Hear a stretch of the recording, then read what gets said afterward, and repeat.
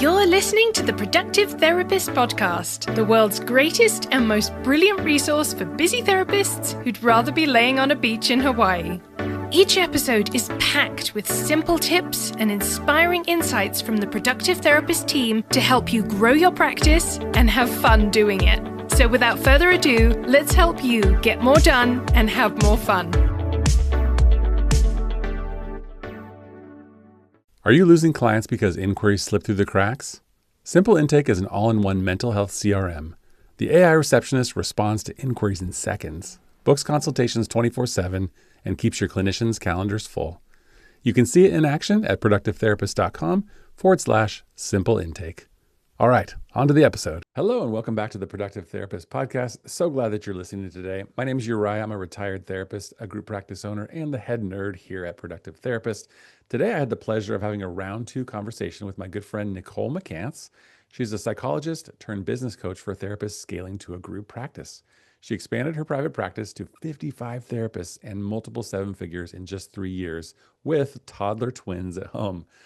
Nicole sold her clinic in the 4th year, and then she retired as a psychologist in her 5th year. She now teaches therapists how to help more people, make more money, and have more freedom following her proven method, the McCance method. We had a really fun conversation touching on some important aspects of group practice ownership, and I think you'll really love it. Nicole, welcome back to the podcast. I'm so happy to be here. Yes, I'm so looking forward to this conversation. Every time that we talk, we have like synchronicity and mutual interests, and it's just fun. So thanks for coming back. Yeah. I was just telling you before we hit record that it was actually 1 year ago, like 367 days ago that we talked on this podcast. I love when that happens. Yeah, we're back for a round two, and we're going to cover some of the ground that we covered before and get into some new stuff. It's going to be a good one. Yeah. Amazing. So for people listening, if you want to go back and listen to our previous episode back from October 2024, which seems like so long ago, it's episode 198. And there we talked about Nicole's 5-step scaling method. Do you mind if I just recap that for folks and then we can get into it? Please. Yeah.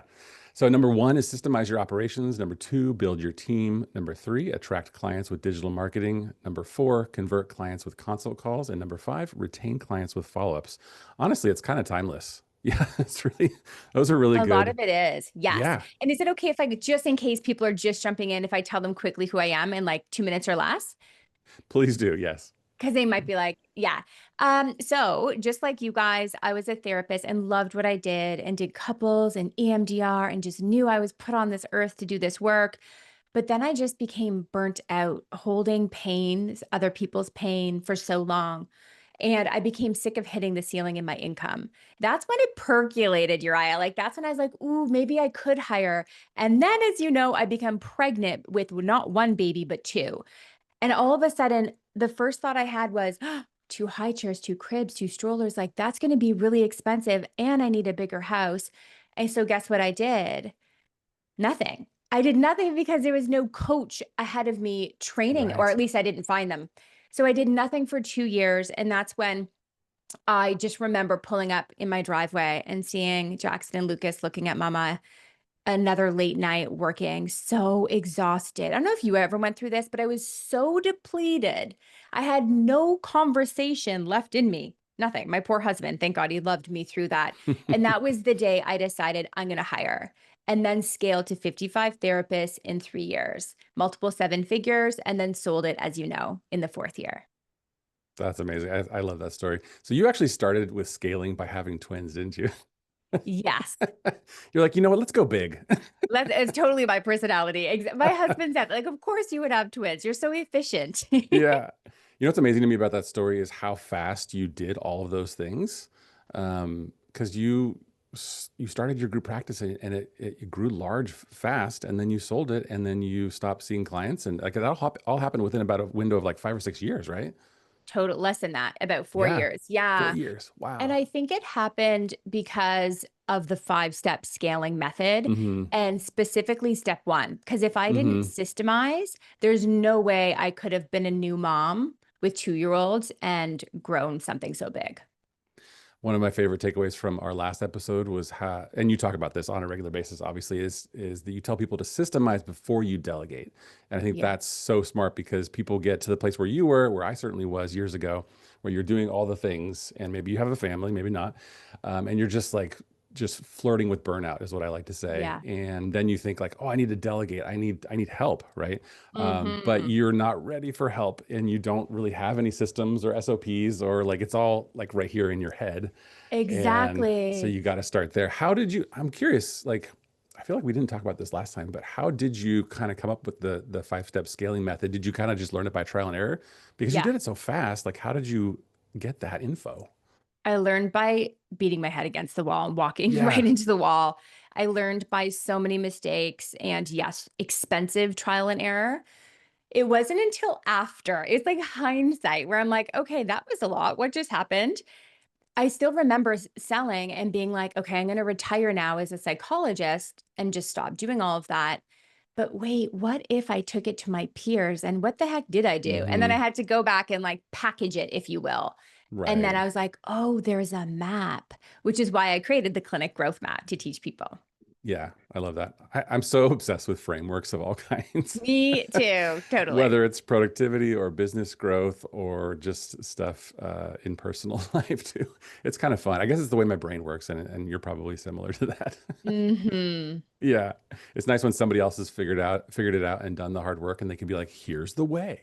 Follow the map." Exactly. Exactly.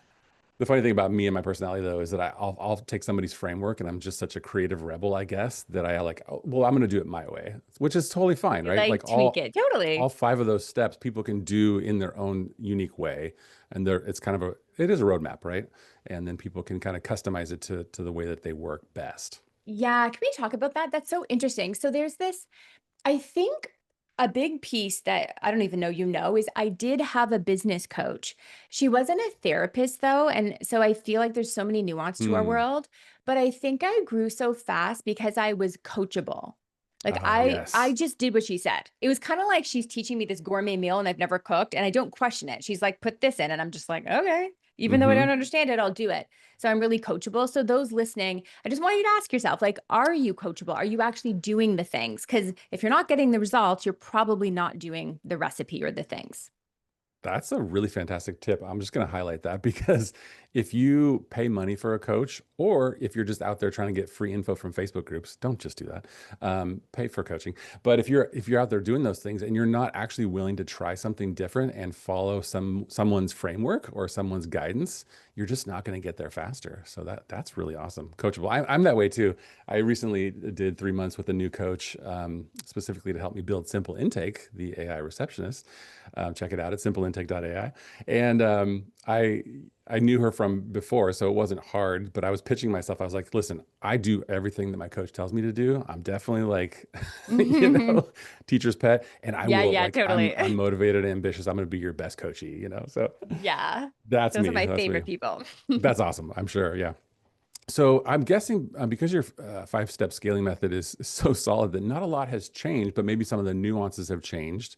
I'm wondering if, a year later since we talked last, what is new or different, or what stayed the same?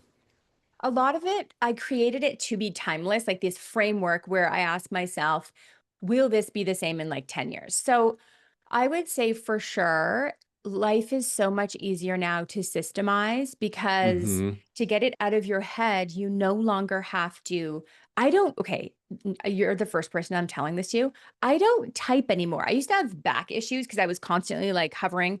And now, guess what? I press a button on my Mac and I talk to my Mac and it creates my manual for me. And I know, and then I make ChatGPT have it sound 10 times better.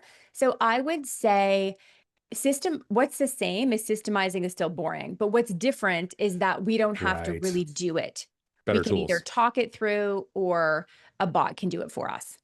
That's brilliant. And that is kind of new. I mean, obviously AI has been around since 2022 in the public sphere. It's been around longer than that. I'm curious, I'm obsessed with this too, actually.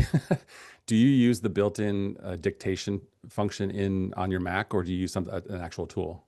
Great question. It depends. So I Yeah. typically use the button on my iMac.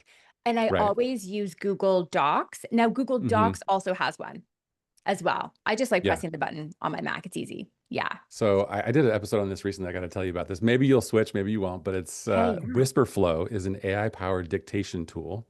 And for me, it's always the function key. So I use it all day long. Same as you. The advantage to this one is that it takes whatever you speak and it actually corrects your punctuation and it will format things for you and it will clean it up. So you can, on this topic of documenting SOPs or systemizing things, you can just like be super messy in your voice dictation and then it will clean it up. And it's pretty Oh brilliant. my gosh. Can you use it in Google Chat too? Like Everywhere, everywhere? everywhere. Yeah. Oh, you just Whisper saved my flow. whole life. So good. Yeah. It's really fantastic. And I'm the same as you. I'm a pretty fast typist, but they say that you speak about 4 times faster than you type. So like There there's a you huge go. unlock right there, right? And your posture is never good when you're typing, no matter what. You know what I mean? Yeah. But I'll actually be standing up perfectly straight and then talking. It's easier. And So I'm sure that you've, has, yeah, go oh, ahead. sorry. Go ahead. Go ahead. I was just going to say, there's other tools that have come on the scene to make systemizing and creating SOPs a lot easier too, because like you said, you can voice dictate, take that, put it into ChatGPT, and ChatGPT or Claude, my favorite, will make it into a beautiful SOP for you, right? And then you dump that into Google Drive or your SOP toolkit, wherever that is. Yes, I love Loom as well because I'm very visual. So you're going to show them what it Hmm. is, and then you can even take the transcript. And now, if you're more of a reader, you have that for reference, like step by step. So I Yeah. would say that has mild changes. It's only got easier. And then the next one would be number 3. So attract clients with digital Hmm. marketing. Google's getting harder. Hmm. Definitely. I don't know if that's because of me, but there's a lot more therapists on Google. It's Um, all your eh, fault, Nicole. yeah, right. And here's so people ask me all the time, Nicole, I don't know, like the landscape is changing. And the way that my brain works is I just don't have the conversation that leads are 10 times like it's going to be hard and Hmm. the sky is falling. It's just not the life I Hmm. live. It's not what I attract every day. And guess what? I have amazing lead cost. Isn't that funny how that happens? But I Yeah. will say, if you are listening to this and you are struggling, it still works. We just have to work harder. And what I Hmm. mean is, you really do need a good website. Like you cannot, and please don't Yes. turn on ads because it's a leaky bucket and you will save time, just flush money down the toilet. You'll save Hmm. time, you know? Yeah, it's guaranteed loss. And so I can speak to that if you want, like what do I actually mean with a good website? I definitely want to hear about that, but I want to highlight your point about the mindset of like, oh, things are getting harder. It's too competitive. Mm. Big therapy is taking over. My practice is struggling. Yeah, there are some truths there, but your mindset makes such a difference. I just want to highlight that. But yeah. Yeah, actually, if we can talk about that. So next in 2 weeks, I'm doing a success panel where I get those in my program who have hit 7 figures. Hmm. I do it 4 times a year.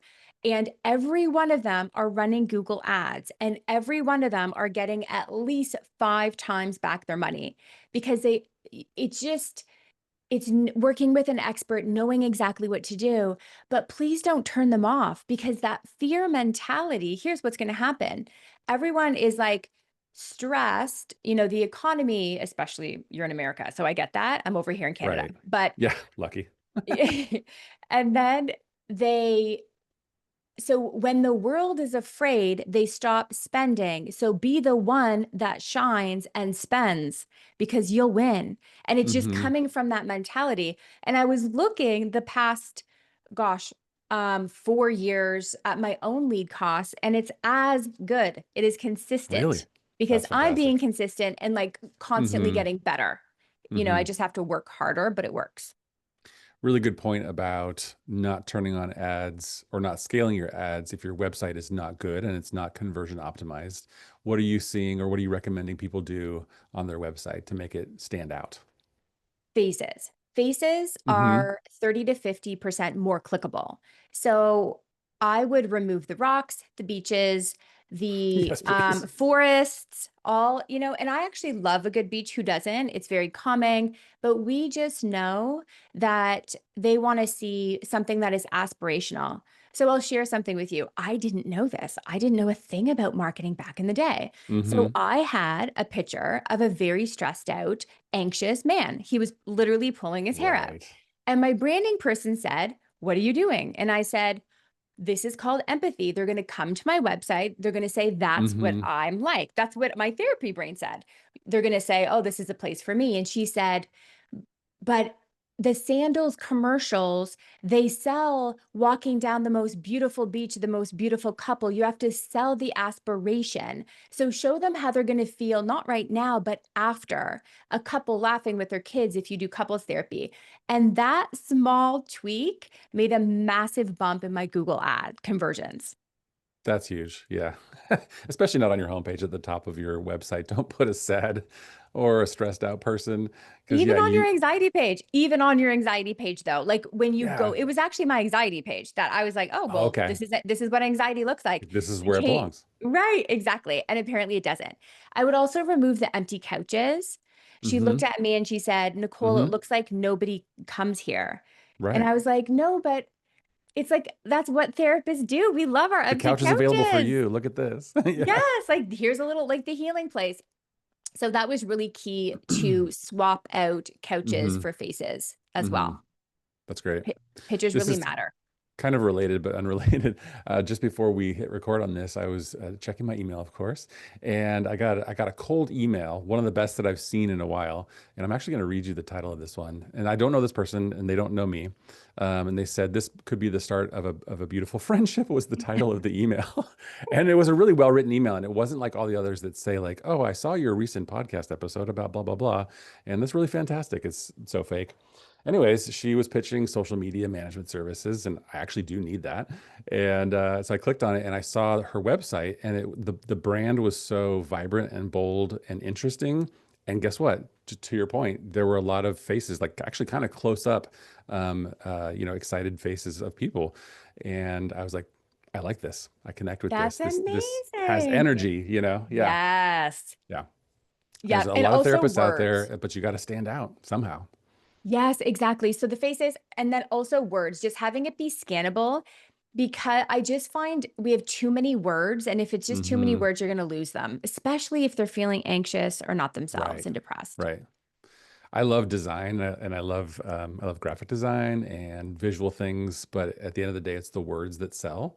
So you have to invest time and energy and maybe even some money in a copywriter to get the Mhm. words right. I love reviewing people's websites and just changing the header, the main header and then the subtext because it's sometimes people still put on there like "Welcome to my practice" or something like Yes. that. And that's like prime real estate. Remove that. Yes, Yes. highlight the And right away, benefits. hook. Yes. Hmm. And the problem, like lean into the problem. Yeah, yeah. I love that stuff so much. So that is timeless. And to your point about what changes and what doesn't change, it's our brains are so obsessed with like, oh, the world is changing and everything is shifting under our feet. The ground is shifting. But there are certain things that don't change. And you're talking about some of the things. You will always need to systemize a business. You will always need to attract clients. And likely digital marketing is going to be the way to do it online in virtual spaces, whatever that looks like in the Hmm. future. People will always be looking for help somehow, somewhere on the internet. Hmm. And then when they find you, then what happens? You have to Yeah. connect with them and then convert them to a client. Exactly. So step four, converting clients with Hmm. consult calls. Honestly, nothing's really changed there. I'm a big fan, as you know, of having online booking. We've talked about this because most people book therapy at night, about Hmm. 7 p.m. at night, or just late, you know, like the kids are, if they have kids, they're just settling down and realizing that, you know, it's time. So that is all the same as well. I also noticed that if the consult call is done by the therapist, is 20 minutes long, it converts way higher. But the biggest thing for people listening is just closely tracking what you're doing. And if it's working, then don't like it's not broken, so you don't need to fix it. I don't know about you, but I find sometimes people they want to they tweak too much and they actually it's still not working, but they actually don't realize what's broken because I made like 50 changes in the last month. That's true. Yeah. Tweaking things and changing it too much is not always helpful. Like a good marketer would tell you test one thing against another thing before you Yeah. change three things. Do one thing at a time. Yeah. Yeah, and so that's what you told me last year, and we talked about that because my preferred method has been, and to some degree still is, always put everything through the intake coordinator and your admin team, right? Um, but it's not a matter of right and wrong. It's about what works best for you and your potential clients. Before we continue, I want to tell you about my product, Simple Intake. As a longtime practice owner, I always had the same problem. Too many inquiries were slipping through the cracks. So I built the solution. Simple Intake is an all-in-one mental health CRM that actually works. It responds to inquiries in seconds with an AI receptionist, follows up automatically, and schedules consultations 24/7. So your clinicians stay booked, you stop losing new clients, and you finally get your time back. You can see it in action at productivetherapist.com/simple intake. All right, let's get back to the episode. So some people, I think for some practices your way would work better, and for other practices my way might work better. But it's Exactly. worth trying those things. I actually, this is a funny kind of sub note, but since we talked last year in October of 24, I actually did switch to your way. Nice. And Yeah. Well, this is interesting. And it proves my hypothesis is that not all therapists are good at selling themselves, and some are better than others. And that's kind hmm of what I like to avoid by having one person who's really trained and skilled at sales, essentially. So some of my therapists were doing really well with it, and some of them are doing, their conversions are lower. But as far as like an operational workflow, I do like it. So people go to the right. website, and then the call to action basically is choose your therapist. Yes. They go, they find their person, they contact them directly. So I do like the how streamlined that is. Yeah, and you really good point that a lot has to go into training. I give people a script because not a Hmm. script that they're going to read, but literally an outline of what to say on the call. Because therapists, they just want to help, or Hmm. they are talking too much about the approach and not actually listening and drawing the things out from the client and converting Right. the call. Yeah. Would you agree with this? I would say that it's not a good idea to let your clinicians do consult calls without some training and coaching. Yes. Yeah. Oh my gosh, yes. And actually, I have a 6-step hiring model. So that would be step 2, where it's Hmm. like, do only hire your hell yes, is what we say around here, Right. and don't hire them until they pass all 6 steps. And Hmm. in there is a working interview. And guess what we have them do? We have them role play, put them on the spot, and do a consult call. And I some like that. people are natural, because I find the 2 things that help convert is showing up warm, instant Hmm. connection. You have the Hmm. ability to build pretty instant rapport, but also showing up confident, right? Absolutely. If they feel that, okay, you know what, I think you can hold my pain, because if I don't think you can show up for yourself in this moment, then you definitely can't handle my stuff. So we do it in the interview. We don't even move Yeah, forward if they're not like pretty natural. that's good. You probably wouldn't have hired me back in the day because I was definitely not confident on those console calls. I got a lot better over You're time. amazing. No, it's funny. Yeah. Just with like experience. Yeah. Oh, for sure. For sure. Yeah. So I got to tell you something that's really cool that Simple Intake now does. This is basically a new feature that we added. So Simple Intake is our AI receptionist that picks up your phone 24/7 and can, answer questions, collect info, and then book a consult on the calendar of the intake coordinator or the practice owner. And now, excuse me, we can now book on multiple calendars. So it can be set up so that people can book with the therapist of choice, the consult call. Oh, nice. Yeah. Yeah. In like all the practice management softwares, or how does that work? So the console calls are actually booked within the system, Oh, not sure. not in the practice management software. Yeah, Yeah. but just that first consult call with the therapist, like you like to do it, or with the intake coordinator. Yeah. Yeah. Oh my, I can't wait. You're going to be coming to chat, do a workshop Yes. for my members. I can't wait to hear I'm more. going to So show them good. all the good things. But that's a really cool feature, especially for what you're talking about there. So that, Mhm. and if the person calling has not done the research and gone to the website and they don't know who they want to work with, the AI receptionist knows who the entire team is, what their Yeah, specialties are, can answer questions, and basically help guide that person to some degree. It's not as good as a human at doing nuance, but it sure. can it can help in that process. Yeah, it's pretty awesome. We're living in a sci-fi world and I love I it. know, I know. And I've been telling everybody I've talking to about this, like, no, your potential clients they don't want to talk to AI, but if it helps solve their problem and gets them Totally. further, if it narrows the gap between first contact and first session, they're going to be fine with it. If it's 11 p.m. and someone's actually there, they're going to talk to them. Yeah. Like you said, and I have not heard this, but it makes sense that most people reach out for counseling around 7 p.m. or like sometime Or later. in the evening. Yeah. Yeah. Mhm. And most likely your admin team is not there doing Well, that's anything. the thing. I actually, Right. when I heard that stat, I extended my admin team to 8 p.m. because I was like, well, at Did least we'll you? get them more for an hour. Yeah. But this is like the perfect thing. Yeah, Yeah, for because sure. the truth is people don't want therapy. Nobody wants therapy. They want to feel better. And guess what? They Right. want to deny their problems even more. So at 11 p.m., if they want to take action, if nobody picks up the phone, they're very likely to talk themselves out of it and say, you know Yeah. what? My best friend is fine. I'll keep her as my therapist. So true. Or I'm just going to keep talking to ChatGPT. Right? There you go. Exactly. My Yeah. thought. Yeah. Yeah, right. You're right. A lot of people are ambivalent about therapy, but they do want their life to change and they do want something to help them get to where they want to go. So then in that moment where they have the courage to reach out, that's such a critical moment. And you don't want them to end up in voicemail purgatory. That's what we're trying to avoid. Exactly. Yeah. Exactly. Yeah. Yep. And then the last one, retain clients with follow-ups. This is tried and true and will be forever Mm-hmm. Mm-hmm. standard, which is in general, if you follow up just with so let me just talk about reference here, what I'm talking about. If you have a consult call Mm-hmm. and they're like, you know what, let me talk to my husband, let me check insurance. If you do not follow up, your conversion rate will be one way. But if you add follow-ups, research shows across the board, you'll get a 20% bump in your conversion rate. And also the no-shows, the canceled, and then lastly, those people that just ghost. They went on vacation or you're Mm-hmm. in the middle of deep work and they vanished. So having your admin do these follow-ups will set you apart from the rest. That's huge. And most people don't do that as well as they could, or Yeah. enough. They don't do it enough times. Yeah.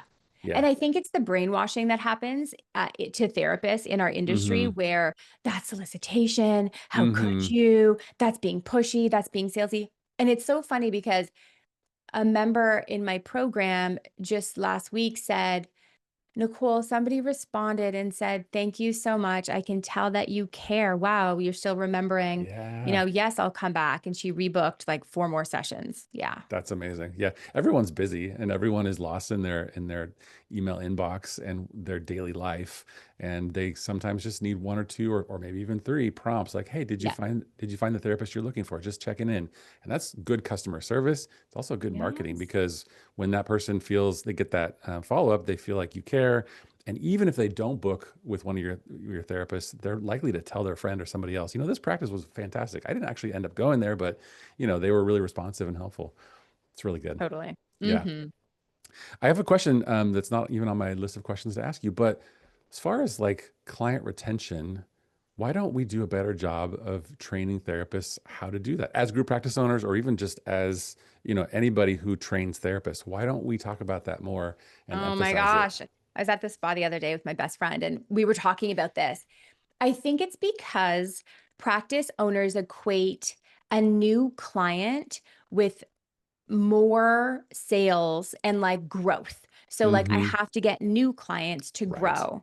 So they neglect the current client or the retained client. And then what happens is they're falling in the back, but you don't notice it. And then Mm-hmm. but then it's a leaky bucket and you're overspending on marketing dollars because you're so obsessed with like, it has to be growing. But if you just focused, and what does that mean? Retention. So providing quality work would be the number one thing, being on top Right. of your stats and actually knowing the retention. Mm-hmm.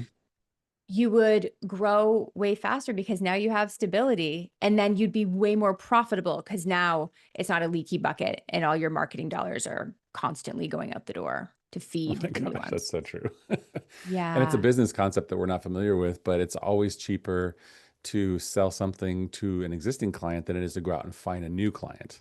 You And got it. I think that's honestly one of the challenges that a lot of therapists and group practice owners have is that like we don't have like a suite of products and services necessarily that Right. we can pitch to people ethically, you know.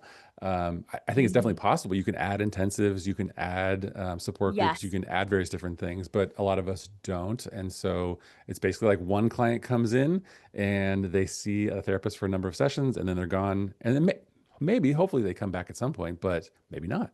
Right. And this Um, is where the follow-up really helps with retention as yeah. well. And Yeah. email marketing, like Yes. really Thank leaning you. into your warm leads because they Hmm. already know you, like you, and trust you. And you already invested in Google Ads or did that workshop and worked so hard for them. You got to have a keep in touch strategy. And I have not found one that's better than email marketing. I Totally. suppose if your social media is really on point and people follow it and like it and, you know, are engaged with it, but that's harder to do, especially getting lost in the algorithm. Email Oh is my still the gosh. best, I think. Yeah. 10% of your people see you on social, guys. So sad. 10.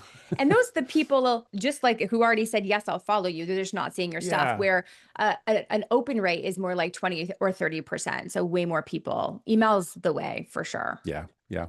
I would like to shout that louder from the rooftops if possible. And I don't know who out there is helping therapists with email marketing. Once upon a time I was. I have a course called Zero to Email Marketing that I no longer promote, but I think more of us should be doing it because we have so much value to offer, and it's the best way to stay top of mind for Oh my folks. gosh. Yes, Yeah, I teach all this in my course, or not my course, I have a good. program. So in my Yes. program, I just teach them what I did, and this is what I did. Stay in touch, obviously give them Mm-hmm. high value, obviously make Mm-hmm. sure they opt in. We can't just market to them. They have to opt in Right. first. Yeah. It's actually not terribly complicated if we're honest.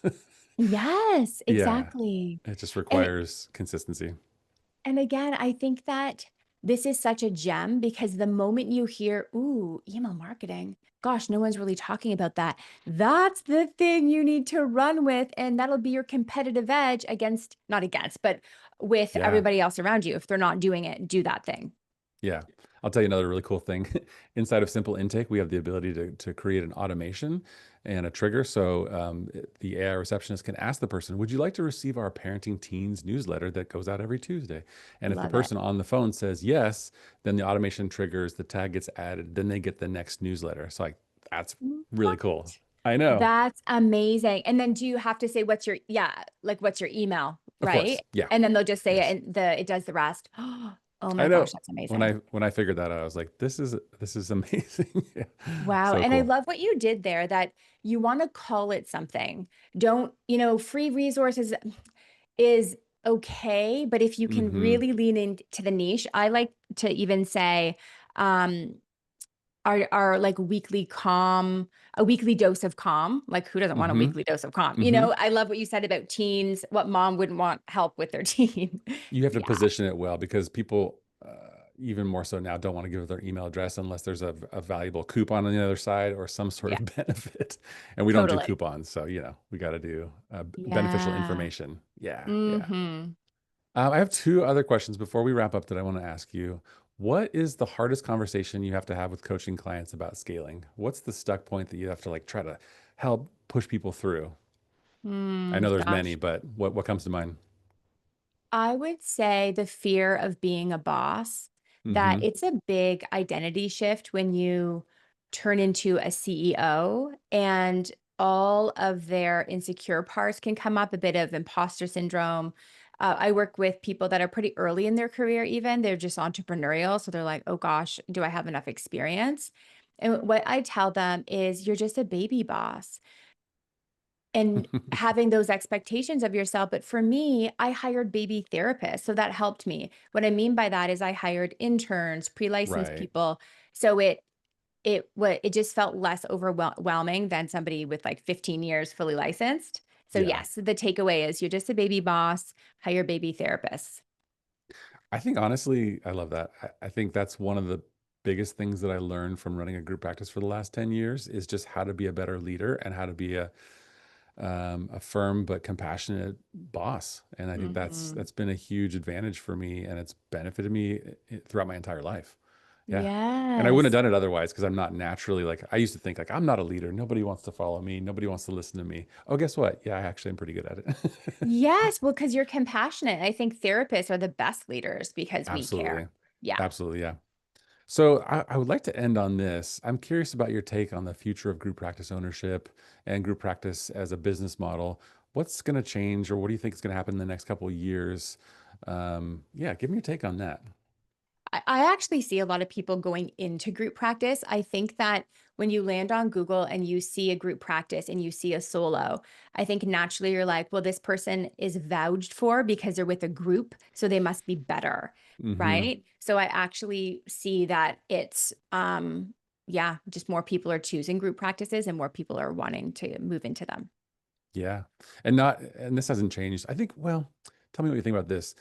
New therapists up and coming, it seems like more of them are entrepreneurial, whereas in the past they weren't as much. And I don't know if that's our social media gurus or people like us that are legitimately telling people how to grow a good practice. Maybe that's just more in like the air of people going through I grad think school now. so. But still, a Yeah, lot of them, like, they're not really suited for it, and they would do well to work for a group practice, at least for a while. totally. What do you think?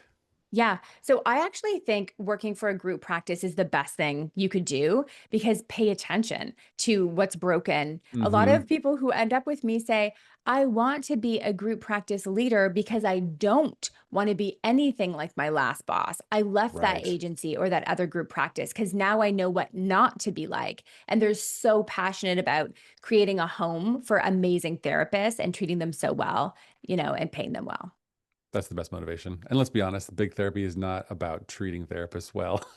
So Exactly. I There's think so many. we can still Exactly. be very attractive if we have, good benefits, good culture, and all the things that people makes people want to stay. 100%. Yeah. Community. Yeah.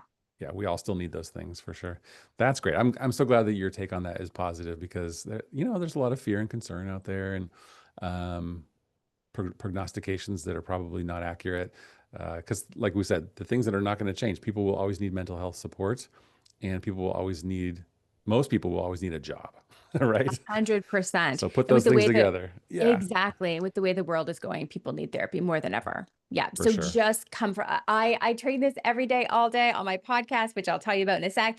But like abundance mindset is is Hmm. the vibes that you're putting out is just what you'll attract and the people you'll attract and the opportunities, synchronicities. Yeah. Yeah. And who you listen to really helps your mindset. So if you're listening to this podcast, you should definitely check out Nicole's. Tell us about it. Yes, I have a podcast, The Business Savvy Therapist. We have over 100 episodes. We're top 10 of all business or top 10% of all business podcasts, which is Amazing. crazy. But yeah, come and hang out over there. And I also have a weekly masterclass. So if you want to actually hang out live, ask questions, and learn more about the 5-step scaling method, that is every single week. And I'll give you the link. So good. And we'll put that in the show notes. I remember when I attended your master class the first time. Well, I've only done it once. And I think it was probably like a year and a half, 2 years ago. And I was so impressed. And I, watch a lot of videos and do a lot of webinars and pay attention to a lot of different people. But you're so good at what you do and just communicating it with energy and passion. So thank you for what you do. Aw, thanks for saying that. That means a Yeah, lot. absolutely. And thanks for being on the show. And check out the show notes for all the good stuff and keep listening. Awesome. Thanks for having me. That's it for today. Thanks so much for joining us. If you enjoyed this episode, please leave us a review and hit the subscribe button to make sure you never miss an episode. If you're looking for more personalized help, you can reach us through productivetherapist.com. Thanks so much for listening. We are Productive Therapist, and this is the podcast that helps therapists get more done and have more fun.